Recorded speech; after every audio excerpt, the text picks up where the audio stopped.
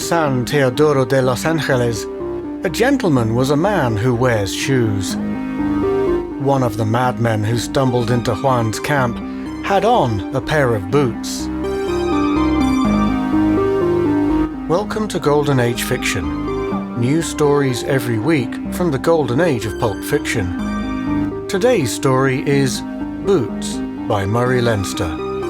It appeared in the August 15th, 1929 issue of Adventure on pages 124 to 131. I hope you enjoy the story. Boots by Murray Leinster. Performed by Paul Lawley-Jones. It is doubtful whether Juan was moved to his act of high courage by fear, or whether it was covetousness, which is a sin, or whether it was merely the love of a woman. He did a most amazing thing for one of his breed, and the woman who may have inspired him was marvellous. It is a pity that her name is lost to posterity, and it is a pity that no one knows what motive actually stirred Juan. But the woman was really a miracle of femininity. She was almost half white. Juan himself was 13/16th Araucanian Indian, which as a description means more in Peru than here. He had a tiny clearing up a small jungle stream that nobody has bothered to give a name to, and from time to time he planted something, and from time to time he gathered his crop, and from time to time he fished. In between these activities he thought about the woman, and toilsomely acquired as romantic and hopeless an infatuation as a man can acquire with such diluted Latin blood, which may be important in explaining what he did. He was fishing when 3 gringos came paddling down the jungle stream from the mountains, and from the beginning he knew that they were mad. Only madmen travelled with such energy. Only madmen beamed and smiled, as did the grey-eyed gringo, and only lunatics splashed their paddles hilariously and sang snatches of indecorous songs off-key, like the red-headed Yankee in the bow. The third man gave no such obvious signs of madness, to be sure. His expression was composed and calm, but Juan looked at his eyes, and immediately thereafter Juan was thinking in panicky fashion of certain jungle trails that he knew and that he could follow, but which no white man could ever unravel.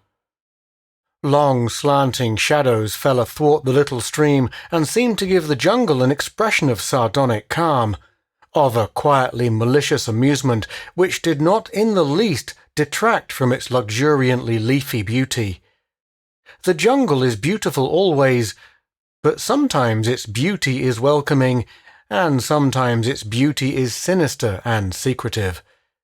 Its beauty just then was like the beauty of those gorgeously flowering vines which drape themselves languorously, caressingly about the sturdy trees they are slowly murdering.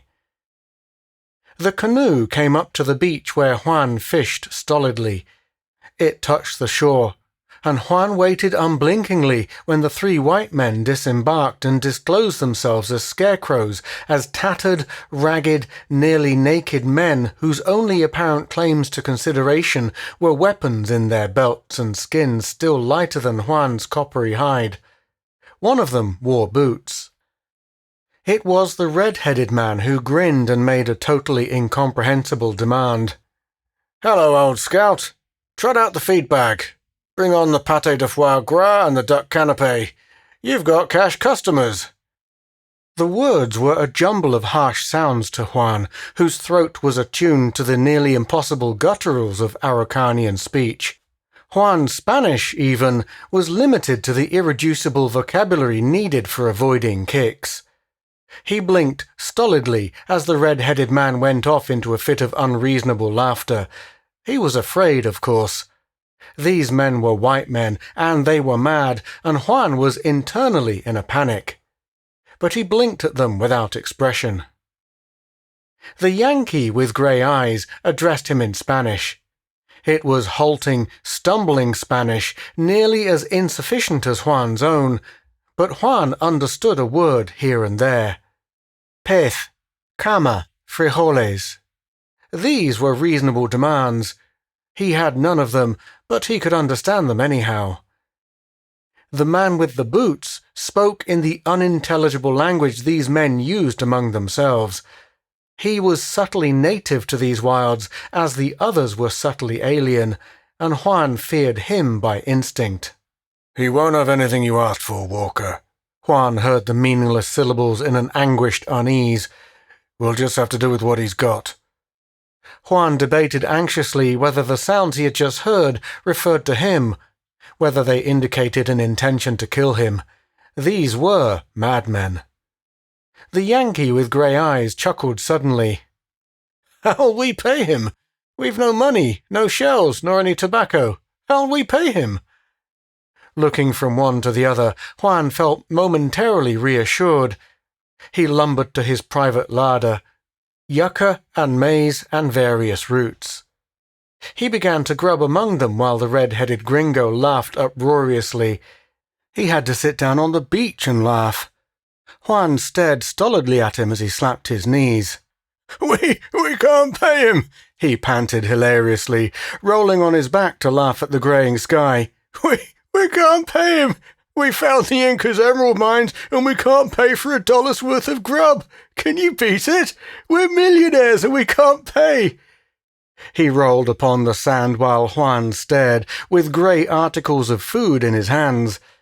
13/16 of Araucanian blood do not sharpen a man's sense of humour anyhow, and Juan quite simply classed these men as maniacs.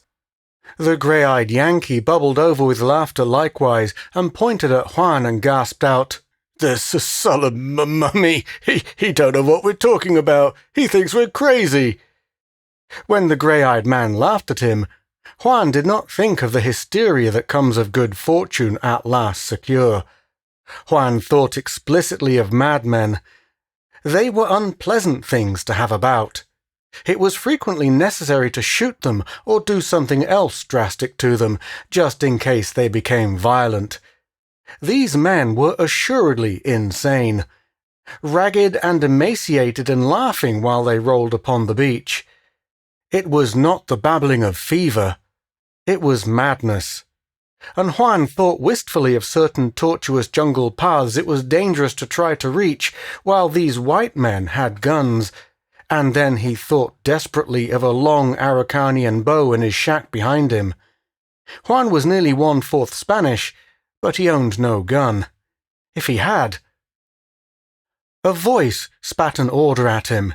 It was in Spanish, and only a fraction less comprehensible to Juan than the gibberish in which these gringos spoke to one another.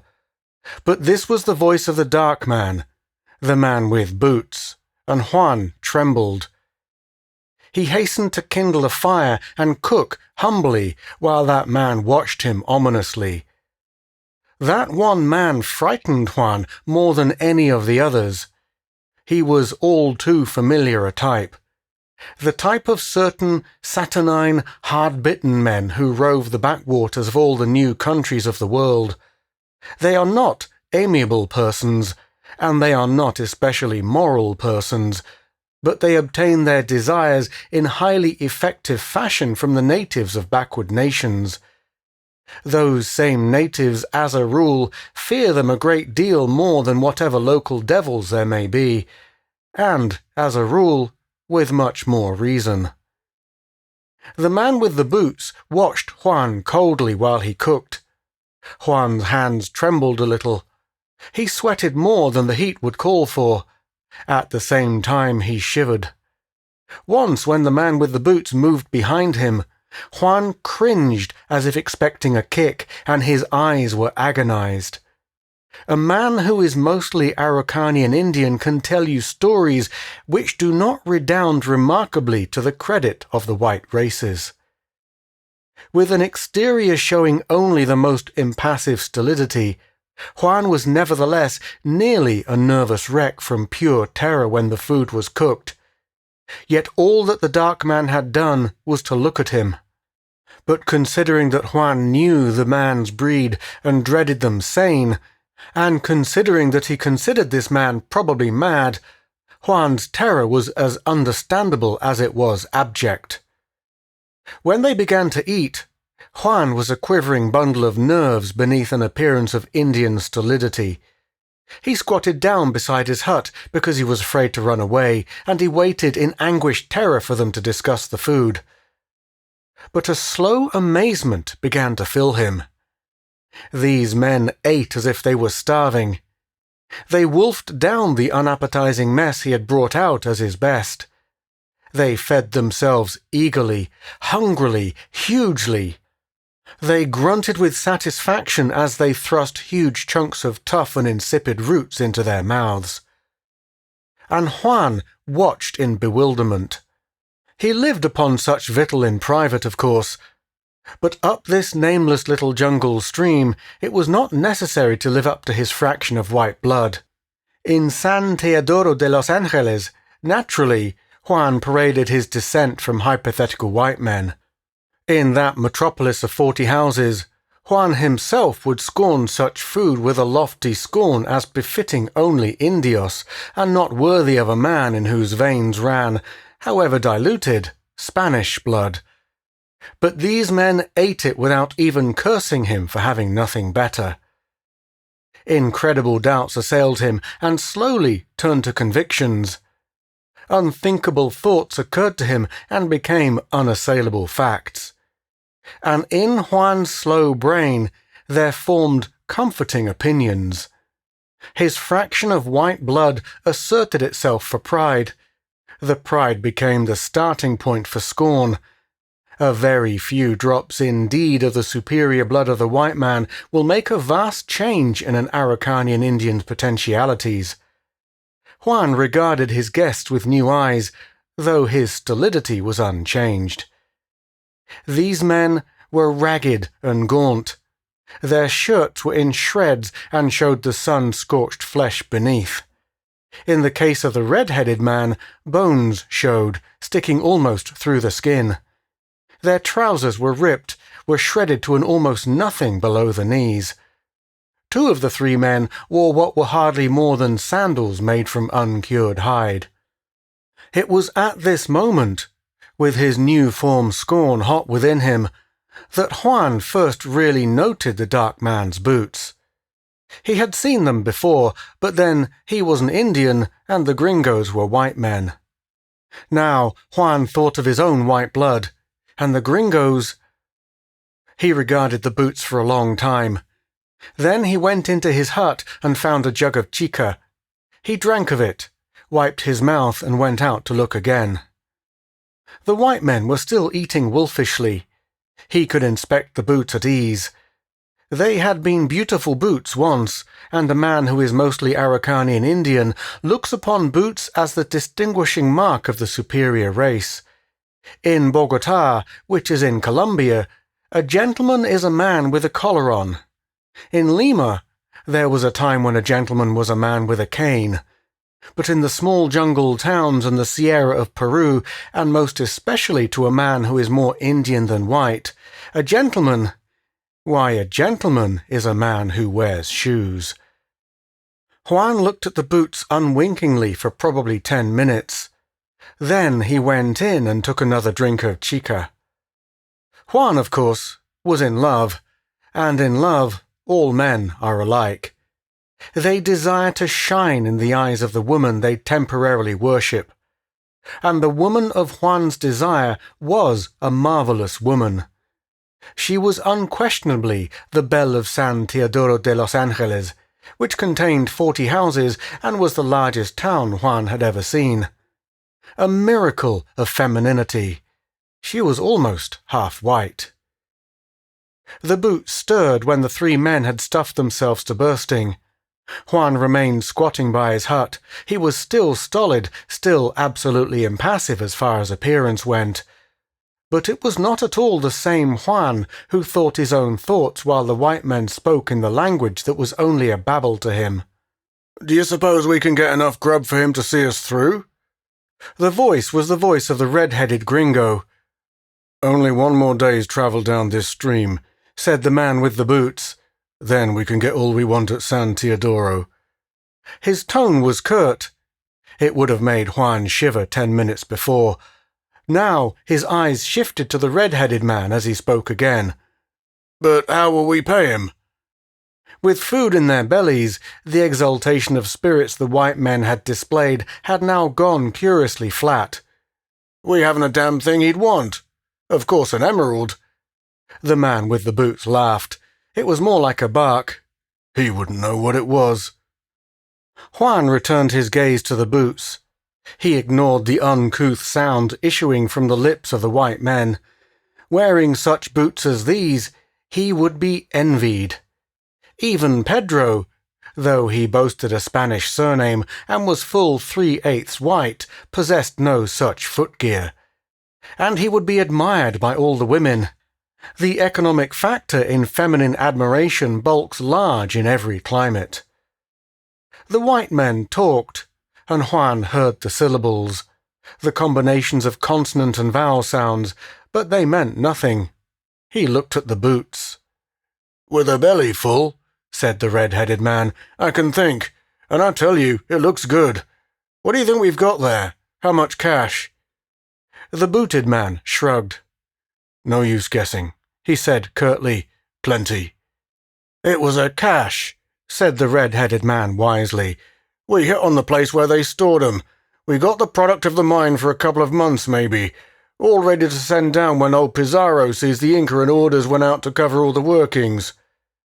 The dark man stood up suddenly. He flung a word over his shoulder. "Smokes."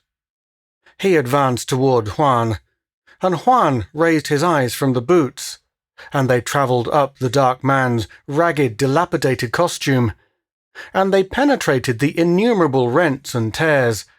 The white man's clothes were even worse than Juan's, and Juan's eyes were not at all humble when they reached the white man's face. Juan veiled his eyes and sat stolidly still when the white man went into the hut.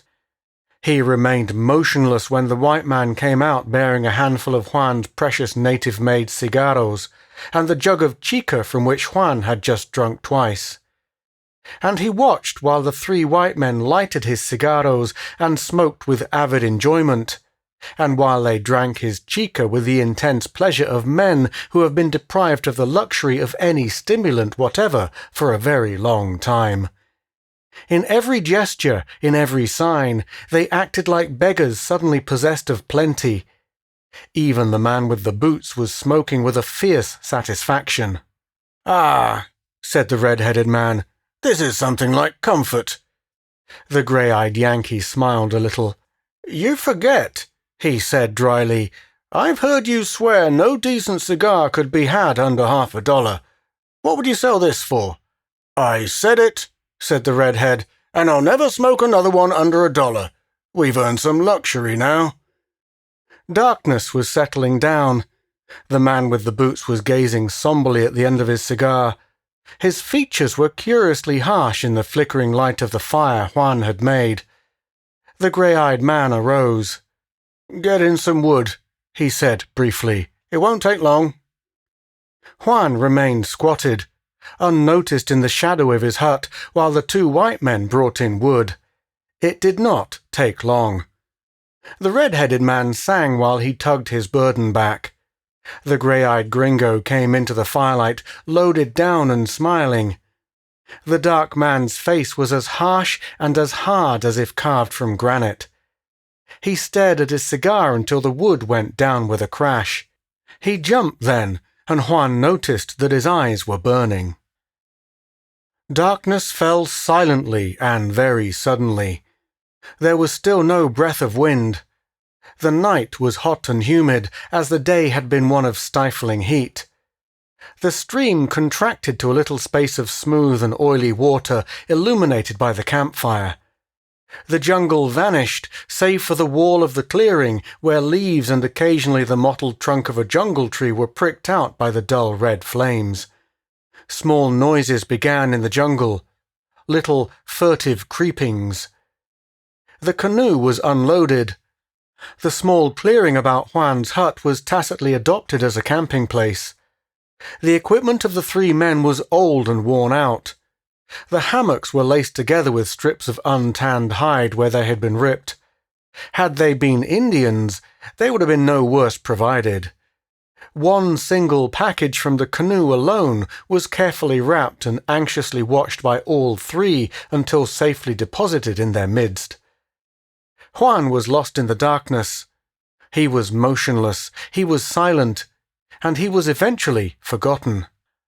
Now and then, fugitive gleams from the small campfire glinted on his eyes, but the thoughts behind the bronze mask of his face were strange thoughts for one of his breed.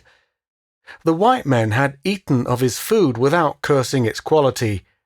They had smoked his cigars with a passionate pleasure. They had brought in their own firewood, white men, while an Indian was nearby idle. An Indian. But he, Juan, was part white himself. His skin was dark, it was true, and no white man had admitted parental interest in the past 2 generations of his forebears. But boastful myths concerning imaginary forefathers recurred to him. A putative ancestor had been great among the white men, a Jefe, no less. A greater man, probably, than these. Certainly a greater man. He would have worn shoes every day, and other white men would have called him Señor. Yes, certainly. And these were madmen no less, and beggarly madmen at that.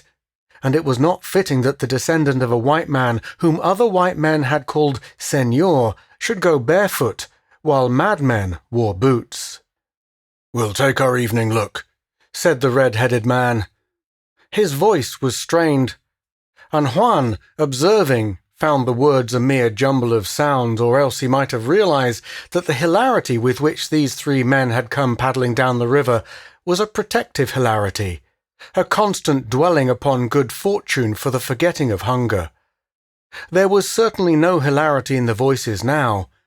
The red-headed man's tone was harsh, by that immutable law which fixes every man's emotion upon his greatest desire. When hungry, emerald did not matter. They were encouragement, yes, a means of forgetting starvation by providing dreams.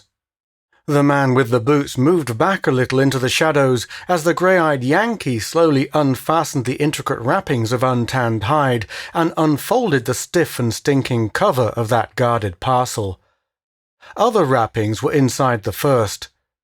Juan, squatting motionless in the deepest shadows and quite forgotten, saw the faces of the 2 men stiffen and grow tense.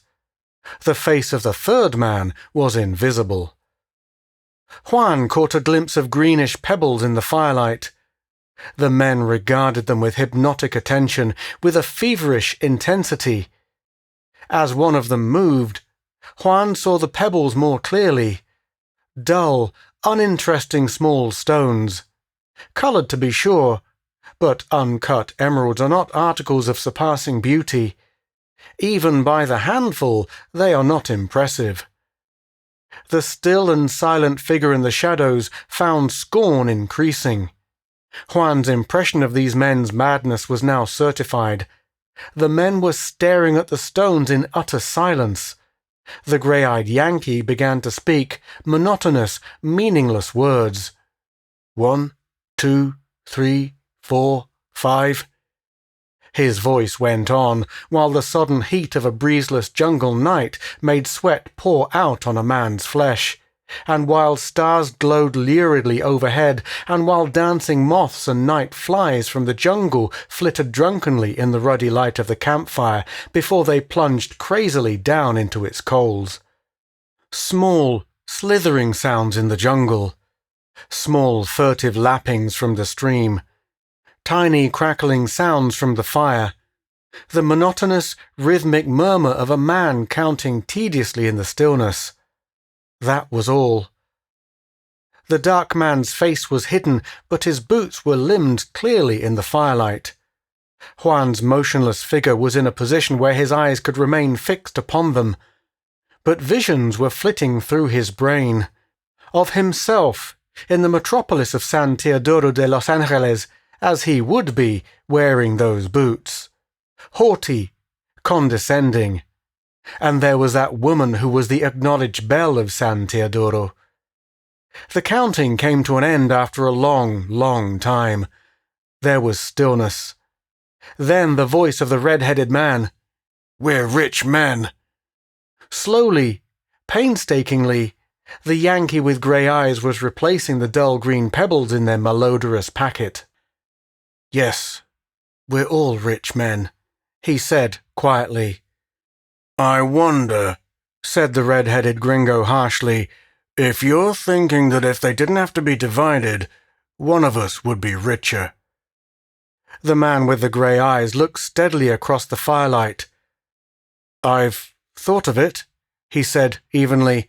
"Of course. But don't be an ass. We've only got another day's paddling, and we'll be out in the main stream. Then we'll be safe from the jungle and temptation together, if it's a temptation to you." The red-headed man swore irritably, as if ashamed. "It hasn't been until just this minute, and it won't be again."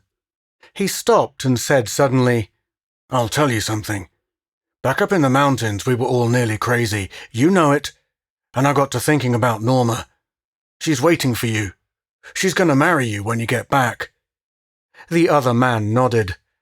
"I was crazy, I guess. I figured that if you died back up there, I'd have a chance to win her myself when I got out.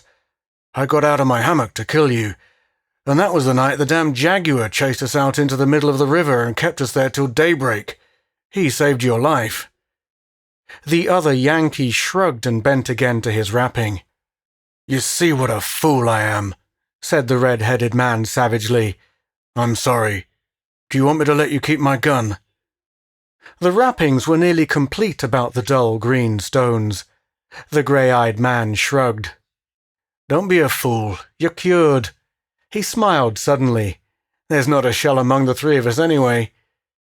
He put the package carefully down. He stood up and stretched and climbed unconcernedly into his hammock, slung only a few inches from the ground. "Go to sleep," he said dryly. "We're all fools." He was still. The red-headed man sat staring into the fire for minutes. Then he, too, stood up. But he stared down at the wrapped and laced package of uncured hides. He frowned. The frown became a scowl. Suddenly, he kicked the package and growled inarticulately. Within 30 seconds thereafter, he was in his hammock. But tossings that continued for a long time showed that it was not easy for him to sleep. Juan squatted in the darkness. The flickering firelight fitfully glinted red upon his eyes. They moved from time to time as he gazed alternately from the tossing hammock to the hide-wrapped bundle, and from the bundle to the boots. Juan was wholly scornful now, and his 3/16 of Spanish blood was wholly in the ascendant. These men were plainly mad. They made much ado over small green pebbles, not even bright enough to be used for beads. They made a long recitative over them in a monotonous voice. They re-wrapped the green pebbles, and one then kicked the package. Madness. Pure madness. A burned-through stick collapsed and sent up a slender fountain of sparks. The dark man had been silent, had been as motionless as Juan himself. Yet Juan had seen his eyes darting from one to the other of his companions. He remained motionless now, but his eyes moved from one hammock to the other, and then to the wrapped hide package on the floor. The stillness was so complete that a sudden snore caused even Juan to start a little. The snore came from the hammock of the grey-eyed man, and Juan saw the dark man rise slowly.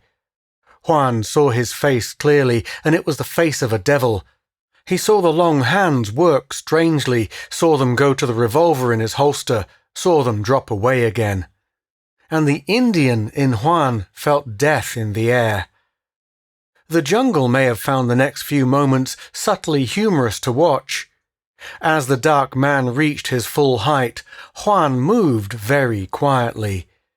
As the dark man moved soundlessly toward the hammock in which the wakeful man lay, Juan began to crawl with infinite stealth into his hut. He vanished within its doorway as a startled voice said, "What's the matter?"